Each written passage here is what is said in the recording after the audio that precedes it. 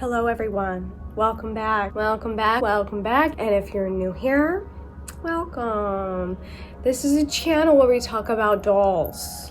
We love dolls here. We love all kinds of dolls. We love playline dolls. We love collector dolls, and we love ball jointed dolls. So if you love dolls, you know, stick around. It's gonna be great. It's gonna be a wonderful time. In today's video, I really wanted to do an updates video because I get on YouTube a lot and I do a lot of box openings and sometimes I do restyles too, but I do a lot of off-camera work and I really wanted to show off the work I've been doing off camera. So that's what we're gonna do today. This video is going to feature a bunch of different types of dolls. We've got ball jointed dolls, of course, because that's where the bulk of my work goes. And then of course, there's my fashion dolls. We've got a Barbie Basics we're gonna look at. We've got a couple of rainbow high dolls, a couple of other Barbie situations, and so I just wanted to show off all of the work that I do behind the scenes, and I think this is going to be a fun video. We're going to get into the ball jointed doll story too, and that'll be at the end. So if you're interested in my messed up mind and the stories I create for my ball jointed dolls, do stick around. I really like having a project, and I like working on dolls. The reason I started getting into fashion dolls again is because they enable me to have a project. But not a project that's going to take an entire day to do, like a ball jointed doll project might. And so I'm really enjoying just my little projects that I can do in an hour or two with my fashion dolls, and I'm going to show off some of those things that I've done today. And the first thing I guess I'm going to show off, I'll start with the rainbow high dolls. I got 2 rainbow high dolls off of eBay. Now, both of them cost around 20 doll hairs. One of them is definitely overpriced. And I'll tell you why. But the first one we're gonna look at is the one I have future plans for, and that is this Amaya rain doll. I really wanted to add an Amaya to my collection, but a lot of the Amayas didn't appeal to me because, I don't know, I like her with the white hair, first of all, and a lot of the outfits that they chose for her weren't really for me. But I saw this doll, and the siren song of this long hair just was calling to me. I love her outfit because I love clear plastic. I thought this skirt was absolutely stunning and adorable. She's got these like really high, she don't fall off the stand because it's not for her. Take her off. These thigh-high boots really appealed to me. I thought they were so gorgeous. And this was the doll that came with like the hair play kit. And I got it to play with hair. And the reason I wanted this one obviously was for the long hair. The blend of hair is beautiful. It's got a rainbow underneath. But part of the reason I wanted her was because I really want to make a ball jointed doll wig. And I want to have practice on the style before I make the wig because it's going to be complex and it's going to be hard. And I thought I could practice on her. And the style I really want to do is one of those festival hairdos, you know, with all the bubble ponytails and the braids. It's kind of similar to the OG Kishiko mermaid doll, but without the weird unicorn horn. And so that's what I want to do with her. Upcoming, I'm going to do like a big rainbow high sort of restyle. I want to get them all in like display shape because I have a lot of them that just aren't ready. They're up there, but they're not ready. They don't look good. And so that's a video that'll be coming soon. So if you're interested in that, definitely stay tuned. But that's why I bought this doll. She did cost me $20, which I think is a fair price for this doll and what you're getting. And I don't know, I just think she's really pretty. So this is my Amaya addition to my rainbow high collection. The next rainbow high doll I have here is the one that I definitely overpaid for, and it's this doll. This is a winter break Poppy doll. Now, I wanted to add a Poppy to my collection because I really wanted like the core rainbow high girls, you know, the original cast of the show, because I'm like super into the original seasons of the show because I think it's a great show, and I'm interested in the characters obviously, and Poppy is very appealing to me because she's orange, and orange is my favorite color. One of my favorite styles of clothing is winter clothing. I just like the layers, I like the look. I think it's kind of like sporty. It's always fashion somehow, I feel. And so that's why I wanted the winter break Poppy. I do despise winter as a season because I can't stand being cold, but the fashions do it for me. Now, the reason I overpaid for her was because in the listing photo, she looked like she was in really nice condition. And then I got her and she was not in really nice condition. She came with a couple of pieces. It wasn't the full doll. The jacket was in really bad condition. I actually ended up rebuying this and I'll explain why in a minute. But she was in absolutely abysmal condition. everything was like covered in something nasty. It was kind of like brown, and it honestly looked like she had been like thrown into a garage and sort of left there for a while, and then they were like, oh, hate this doll, gonna sell her on eBay. It wasn't obvious in the photos, so I did have to do a lot of cleaning up with her. The boots were disgusting, and now they're clean. We gave them a nice wash. The socks were stained with something yellow. I did end up washing and bleaching those. We did get them back to a pretty white stage, which is fine by me. The jacket, this is good information to have. It was filthy. It was disgusting. So I was like, oh, I'll just wash it. So I dunked it in it was warmish water. It wasn't particularly warm. It was not hot, with a little bit of soap in it. And all of the pattern on the jacket just melted off. And I was like, oh, okay, so that's not permanent. So these jackets, you don't want to wash them. Don't wash your jackets because you will ruin them. So I did end up having to repurchase the jacket. So once again, that's more money that I spent on this doll. Her hair was in not great condition. It was like never played with, like factory set, but it was crispy, it was crunchy, it was kind of messy. So I did wash this.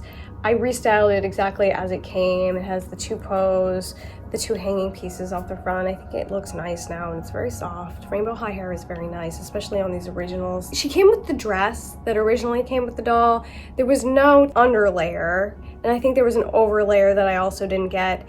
And she came with her skates, which were in absolutely filthy condition. There was like brown shit all over them. Washed those too. Those came out fine. Most of the things washed up just fine, except for the jacket. Wouldn't recommend washing the jacket. So if you're gonna like purchase one of these secondhand and you're really interested in this piece, just make sure it's in decent condition. I think she's cute. I think she came out really cute. I love her little face with the freckles. This makeup look is really, really pretty. I love that. Does have like one little spot there that I need to touch up, but other than that, yeah, overpaid for her, but happy to have her in my collection. All right, next is a Barbie. If you watched my video about the Barbie Color reveal, you'll remember her.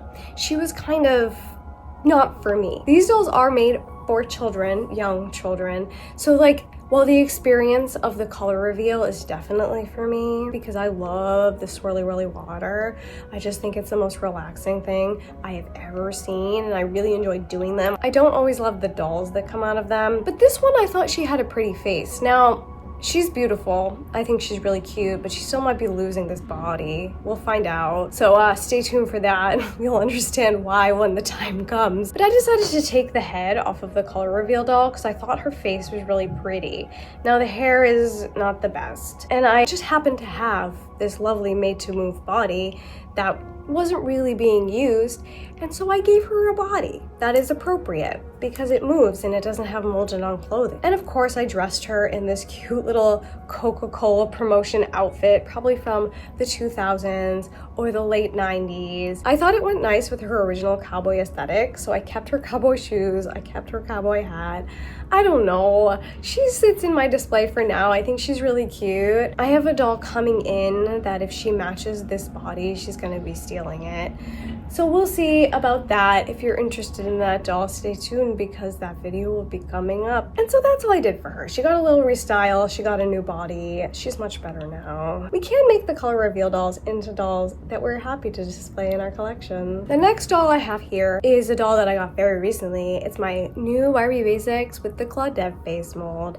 And I had said in that video that I really wanted her to have a belt, but I didn't have a belt. So I made her a belt. And this is the belt that I made for her. It's super cute. That's what I really wanted. I wanted one of those like sort of 60s, late 60s, early 70s sort of chain belts. I had got this on my shopping haul to Michael's when I was in the suburbs, and I thought of it and I was like, oh, perfect, I can make her a chain belt.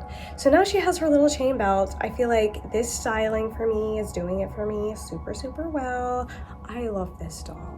She's very simple, but I can't get over how beautiful her face is. I love this hair. I don't know, like somehow the Barbie Basics are like really doing it for me. I'm really happy to have added her to my collection, and now I am quite happy with her styling. And if you're interested in the Barbie Basics too, stay tuned because there will be one more little Barbie Basics added to my collection.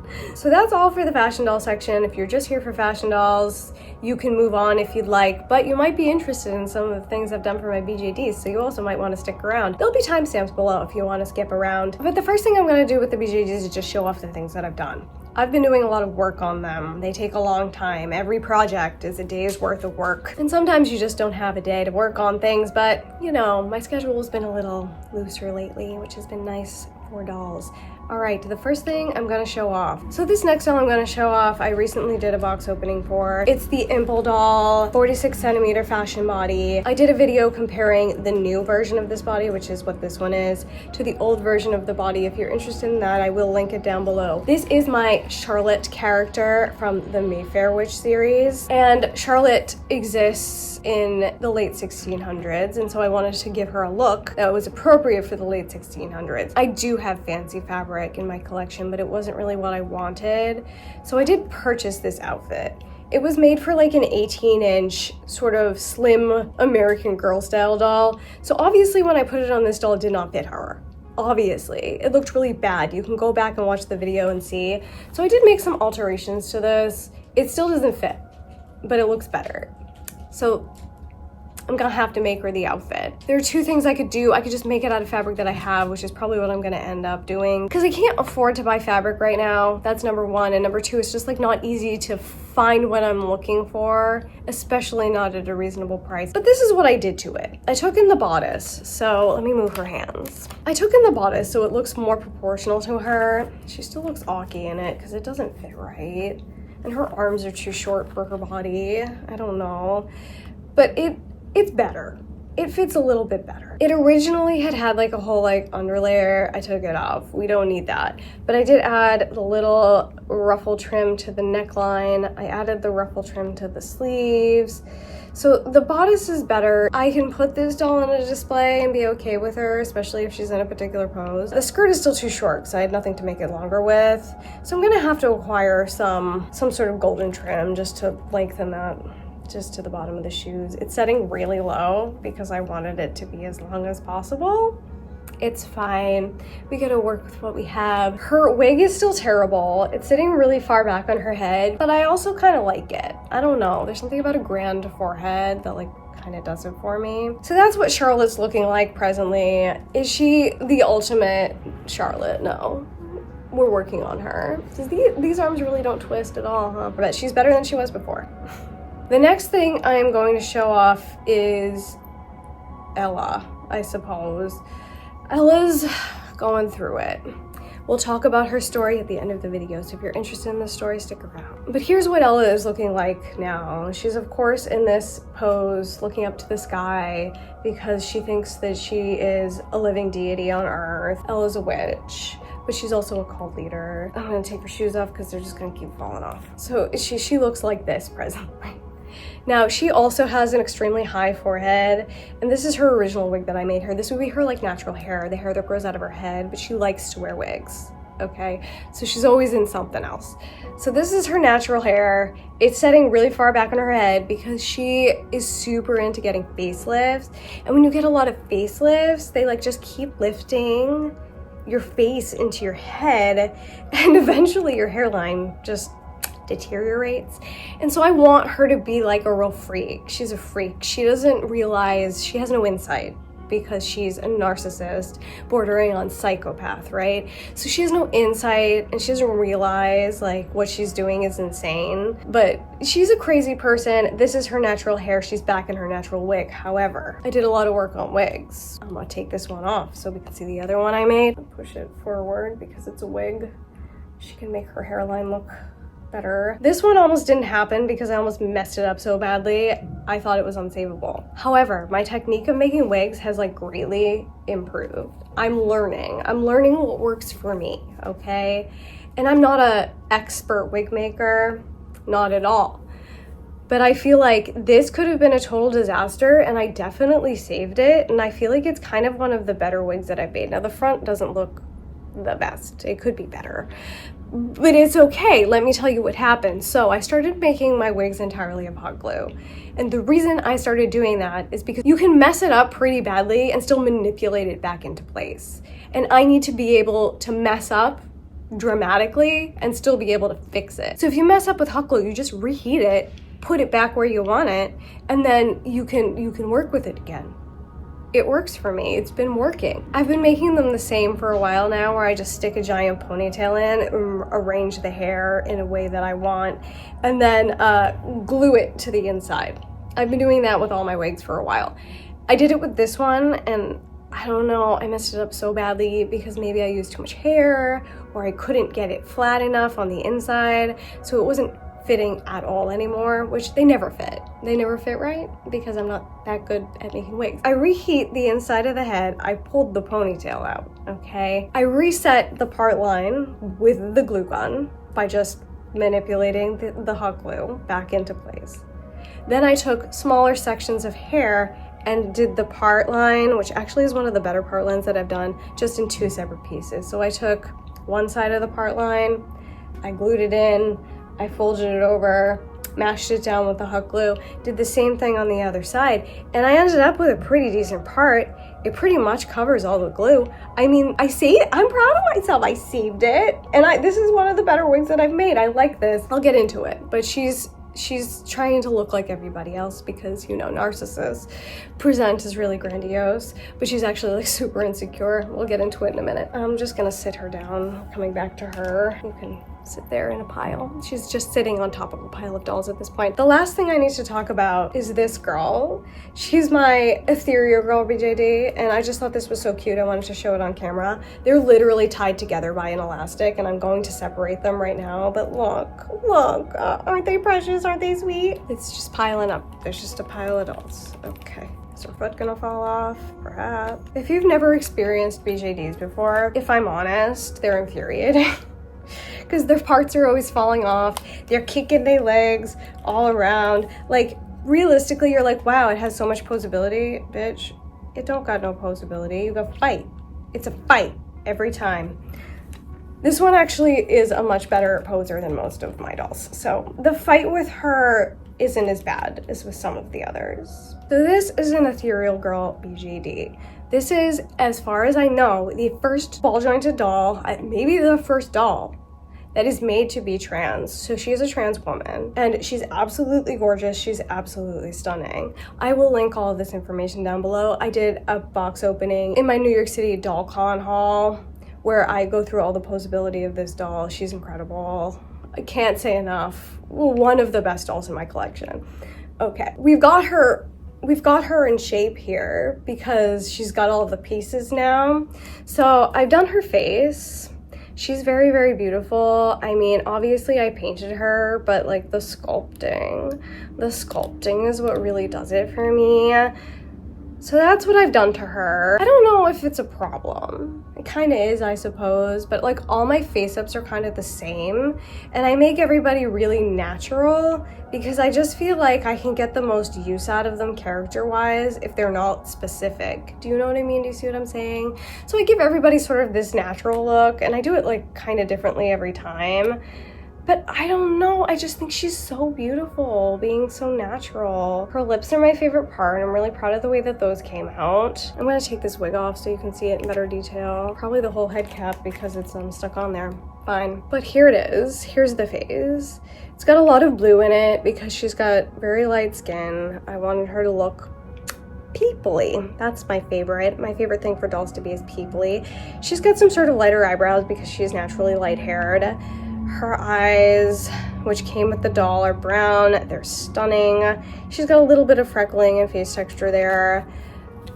Just really, really simple, really, really natural. Lips, there we go, are my favorite part. Those are some of my favorite lips I've ever done.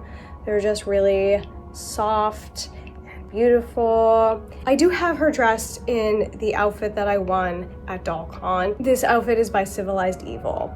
Now, the top fits an array of dolls. I thought for sure these shorts were gonna fit on her. Shockingly, they didn't. So I did let them out to max capacity, which doesn't look the best.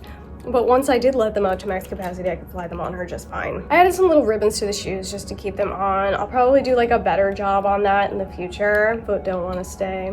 Hold on, let me spin. See, this is what I'm talking about. Gotta spin them joints around. But she actually is pretty stable. She can stand on her own, which is lovely. The other thing I did on her body are her hands. I feel like they look crazy on camera. Like the pigment looks so much more aggressive than it looks in person. But I just gave them some natural blushing, just trying to make them look a little more alive. Very nice. And I also did her chest.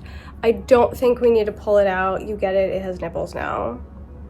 And a little bit of blushing on the chest there. I love body blushing, the way it looks initially, and I love the way it like makes the doll's features stand out, but it cracks and it wears off over time, and it just is a lot of effort to put in on a doll when you know it's gonna like either or both look bad in the future because it's cracking, or just sort of wear away, you know what I mean? So I'm specific with where I put my body blushing now. I put it in places that aren't gonna crack, and I put it in places that I'm not gonna touch that much, which I feel like is a chest area.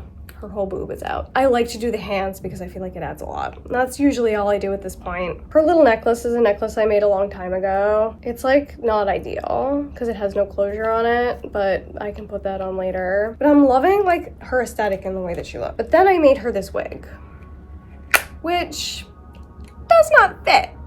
Obviously, because I can't make a wig that fits. But I love the aesthetic of it. And Ella and Bodhi, this is Bodhi, are sisters. I wanted them to like look alike, but not like too alike, you know what I mean? So I gave her like the prettier version of Ella's natural hair, which I thought was funny. So that's what she looks like. That's how she's looking. I can't say enough good things about the doll. The engineering is wonderful. The face is gorgeous. I love the concept of having a doll that is representing the trans community. I just think it's great, and I'm really happy to have her in my collection. I just think she's beautiful. Now that we've talked about all my little projects, we're gonna go ahead and talk about the story. So if you've been keeping up with me on Instagram or here on YouTube, you'll already have known details of this story. If you want to check out more details of this story, you can hit up my Instagram page, or you can check out a video that I'll link down below where I rant about how terrible Instagram is, and I talk about this story on there. So Ella here, Miss Ella, she is a witch. And she showed up in this quiet little town. The quiet little town had a community of witches, and she starts wreaking havoc all over town. Now they live in a world, it's a fantasy world, obviously, where there's a creature community, but they try and stay out of the public eye. They do their thing off to the side. They don't bring attention to themselves, but Ella, as a narcissist and a witch, couldn't help but bring attention to herself. And her intentions are never good. So she comes to town with her children. That's Eden. I'll put some pictures in here so you can see what they look like. Eden used to be a silicone mini baby, but now she's grown, and we're not gonna question that. We're just gonna go with it. She's 6 now, even though when they moved to the town like 5 months ago, she was a baby. Her kids are miserable because she's a horrible, overbearing parent that always has something nasty to say. You know the type. She's a bad mom. She's a bad person. She's evil. Evil witch, as there always are in witch stories. And so she's running around creating mayhem, making everybody's lives miserable. There's a group of inquisitors that put her in witch jail for creating witch havoc. And witches all over the world are like, oh no, she's calling attention to our community and we can't be having that. The good witches who have been living in the town for a while, they put a spell on the community to rally support for Ella and try and make it into like not a big deal that she's a witch. Because of the other coven of witches and the community support, Ella gets let out of witch jail. Now this is the worst thing that could have happened, because now Ella feels really powerful and she wants to be powerful, and she's got all this support all of a sudden from all these people who maybe weren't supporting her before, or weren't interested in her before. And so that leads Ella to start a cult, of course. And so she's doing weird culty things with the members of the community. Diana is another witch, but she's a witch that doesn't know how to use her witch powers. I'm stealing this storyline straight from Discovery of Witches. If you're interested or you've read that book, you'll have heard this before. And she's coming to the realization recently that she is a witch. She needs to learn how to use her witch powers. It'll serve her well in her life. And she ends up hanging out with Ella.